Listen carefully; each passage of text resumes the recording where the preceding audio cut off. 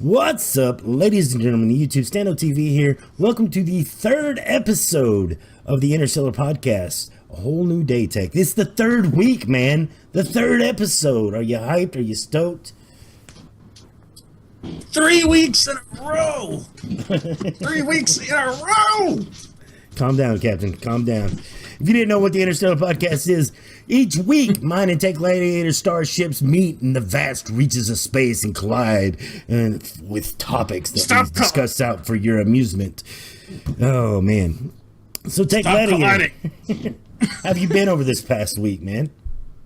Been good. Been good. Doing awesome. Good. How you doing? Awesomely fluffing.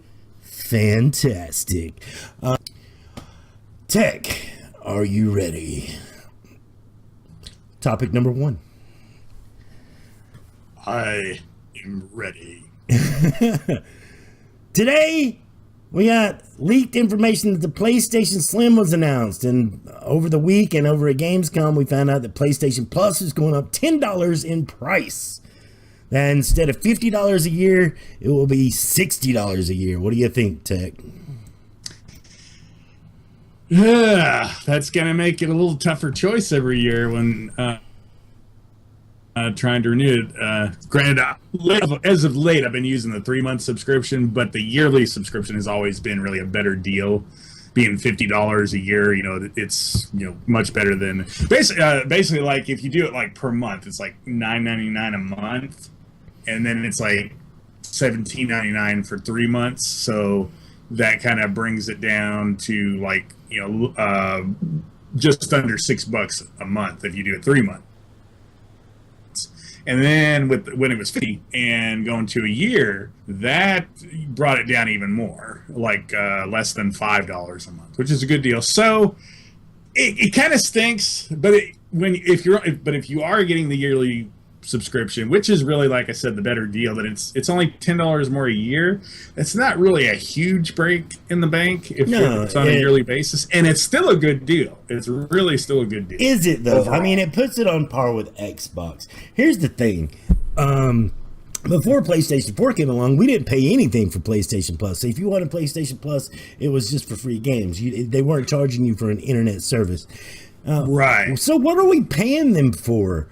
Is my question, because all we're getting is indie games. We're not getting AAA games across all platforms. We're getting indie games on PlayStation Vita and PS4. And the AAA games that we're getting on PS3, they're kind of dated. They're out of date. So my thing is that Steam and the PC community, they don't pay anything. Well, why are you keeping me around? Because I PC game and PS4 game. So if it's a popular multi-platform or multiplayer game, I'm probably going to start buying it on PC now just to play with people, because I don't have to pay a subscription cost for that. And I'm not really enticed by the indie games that you're serving up to me.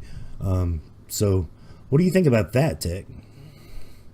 Well, I mean, you raise a good point. PC, you don't have to pay to play online. PS3, we never had to pay to play online. We were, we only got PlayStation Plus for the extra benefits like free games, extra online save game storage, and so forth, things like that. Which is why before I had PlayStation 4, that's why I got PlayStation Plus, and they had really good free games for PlayStation 3. Like you said, AAA games. It might be a little bit old, but a lot of times there were games I hadn't yet experienced, hadn't got, so it got me a chance to go back and play some of those games, or at least acquire them if I never got around to play them.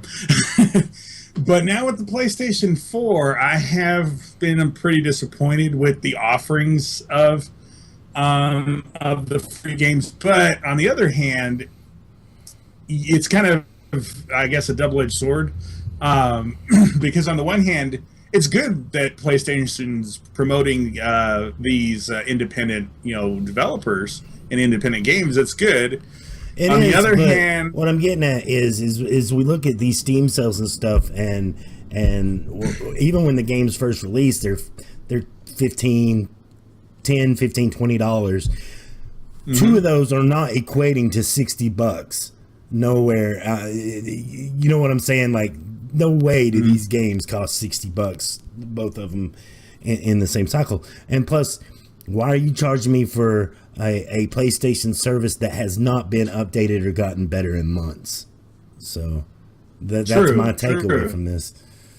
Now the other thing though is that, remember, it's $60 a year, and you're getting games every month. So maybe each game doesn't equate to $60, but and if you have all three platforms, like if you have Vita, PlayStation 3, and PlayStation 4, which I do, then I'm getting free games for all those platforms. Plus, there are, like, they do release one or two games that actually play on all three platforms. I get you there, but my problem is that I just don't feel out of a whole year, maybe 2 games grab my interest on this PlayStation Plus bundle, and those aren't worth the $60. That's what I was getting at when I was talking a moment ago. I might be interested in maybe one or two of free them. Games. Not every month are they hitting, or they've already hit on something I already own, which is another problem too. So I'm falling out of love with PlayStation Plus. I gotta say, I still love my PlayStation, still love PlayStation first party exclusives, but I'm falling out of love with PlayStation Plus. You hear me about me falling out of love with PlayStation Plus? And yeah, the lack of games and everything. There's been a few good games that came out. Outlast premiered on PlayStation 4 as a PlayStation Plus download.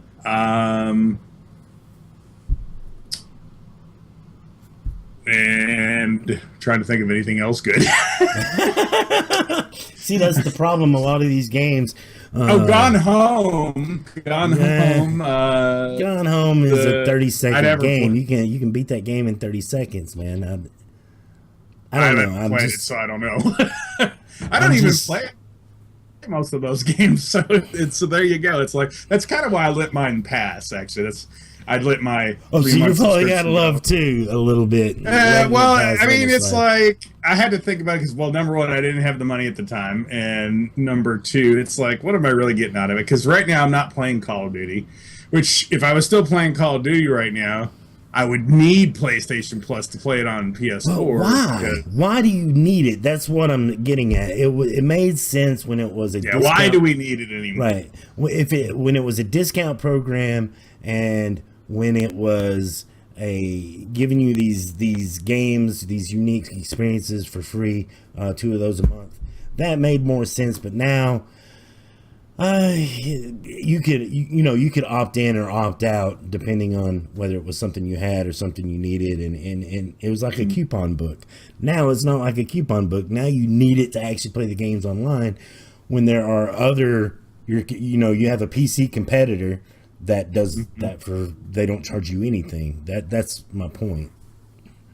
So. Right, and and you can get so many games affordably on PC. Now, like today, I just noticed on Steam, they have The Witcher 2 for like $2.99. Yeah. I mean, it may not be free, but $2.99. Well, then there's is not a lot of money. Then you got these discount sites like Humble Bundle or G2A or whatnot that has sales all the time. Of course, how legit G2A is on that shit, I don't know, but some of the other ones more legit.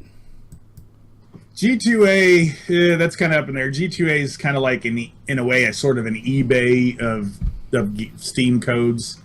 It's not really them selling the codes, it's other users using their marketplace to sell them, and you don't always know how shady those other users may be. So yeah, but now Humble Bundle, I actually got an email. I haven't read it yet, but I saw in my inbox that in the subject line from Humble Bundle, because I get emails from them like every day almost, that they actually are adding PlayStation games to their Humble Bundle. Nice. That's good. Yes. So, but still, yeah. What the hell do I need PlayStation Plus for? Exactly. The Humble Bundle's good for me. I mean, if you're somebody that like the PS4 is your main a source of games, and if you play online a lot, multiplayer, like say Call of Duty or Battlefield or things like that, you will need PlayStation Plus to play those online. But if you're not doing that, then unless you got a PlayStation 3 and you like the AAA games and don't already have them that come out there, you kind of don't need it. Really, yeah. But it would be nice if they added some PlayStation Now features in there, is what I was saying. So let's talk about PlayStation Slim. PlayStation Slim was leaked today, Tech. Changing gears on that. This is our third take on this topic, guys, so hang in there. Well, so PlayStation Slim was announced today. We've talked about this. This is our third time talking about it, but it's going to probably release this holiday season. This is going to be the budget PlayStation 4. It's much cheaper to produce, much cheaper to make. It doesn't have an optical output on the back, so I think that this is reasonably probably going to be priced at $250 because we've only seen the PlayStation 4 with a $50 price cut. It only makes sense to get this one out there. I think this is a knee-jerk reaction to what Xbox had to say at the E3 conference when they released their information on the Scorpio with how much more powerful it is, and Sony had to say, "Oh shit."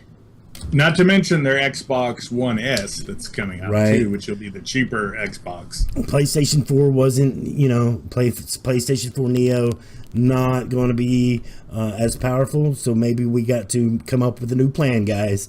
We because we're winning this console war or whatever. And Microsoft said, all right, we concede. You win. Now we're moving the goalposts. You guys need to catch up. And I think that Sony got caught with their pants down at E3. So I don't think the PlayStation Neo is going to be coming out this year. I don't see it happening. I think they got to rework their plan. What do you think, Tom? Yeah, I agree. They're probably going to want to take a little bit more time because now that they're seeing the specs for the Scorpio, they're going to probably want to beef up the Neo a little bit, I would imagine. And as far as like coming out with the Slim this year, that's good and important for them because they need to have something that your everyday consumer that doesn't want to spend a lot of money on a game console for their kids or even for themselves. It's Christmas time. You got a budget crunch for get all the gifts for everybody. So they need to have something to put out there so that they'll get sales for Christmas this year. That way they'll have more people on the platform next year to sell software, services, and stuff. Because if they lose out on sales this year, even though they've been winning the war overall, that could still give Xbox a little bit of a headway to then have more marketability on software and services and everything else that comes with having more people on the platform and everything. So they got to do something. They have to do something. So that's why I think it's $250, or going to showcase at $250 because PlayStation has only sold at a profit. Even if the only price cut it's had has been $50, it still remains to sell at a profit. Mm-hmm. Maybe it's time to say, okay, we're going to bite the bullet on this one a little bit because it's not as powerful as the Xbox One S, because the Xbox One S has 4K capability. This PlayStation 4 does not. It's just a slimmer model. Mm-hmm. It's cheaper to make, cheaper to produce. Let's get it out there under Xbox's bottom line. Exactly. You gotta have something out there because it's a domino effect. If you get more people to buy your product this year, then that's more people that'll buy software and services next year because they'll already have the platform. Which, speaking of which, we were talking about PlayStation, the PS Plus going up. You know when it's going up? It's going up on September the 22nd, which is right before the anniversary of the PlayStation release, which means a lot of these PlayStation Plus memberships are getting ready to expire and have to be redone. So it's an easy cash grab to get that $10 extra out of people. So that's true. It's true. And then of course there's that, and then PlayStation VR is coming out this year. So although that's going to be a little bit more expensive, so not your average console buyers or Christmas shoppers are probably going to be getting that unless they got fat wallet. Right. It's very PlayStation VR. It's very early adopter stuff. I don't think that it's just too expensive right now, especially if you're just now buying a PlayStation 4. Maybe this is something you put off and buy something else. Make sure it's not a gimmick thing. PlayStation 4 or a PlayStation VR rather, very early adopter stuff. Even if you bought a PlayStation within the first few months of launch, we're talking about October to December, those PlayStation 4s won't even play it. If the October to December 2013 PlayStation 4s, it's the January update afterwards, the 1.5, if you will, those will be able to use PlayStation VR. So interesting stuff, man. And that again, that might be something else to wait a few years down the road. Wait until that comes down in price too. For the budget game or the budget console. Hardware continually gets cheaper. So. Right. Now, if you are looking to get VR and not just like something like one of those VRs that you use on like your phone or something like that, if you are looking to get VR and you want it this year, that might be the cheaper option off of the options like available for PC, which are a bit higher priced, but may actually be of superior quality at the same time for the price. Absolutely. Yeah, it's no doubt that PS4 is the lesser quality headset, but that doesn't mean that it's just a cheap toy out there either. But anyway. No. But it might be more affordable if you have the money to spend on that, but don't have that much money, but you have some money. That might be the way to go. You get what I'm saying? I got you. Yeah. I think it's a sign of the times. Like that worked back then, it doesn't work now. There's less people that read comic books. There's less people that have time to read comic books. Right. Like I said, I think that. And that's where I get into where now that would be easier for me than I couldn't get into. Nowadays, I just wouldn't have the time to follow everything like I did back then. Well, so you're right. That's kind of the kids aren't reading them either. They're going to the Marvel movies. The movies is their comic book now. The cinematic universes. So I think video games in a way has replaced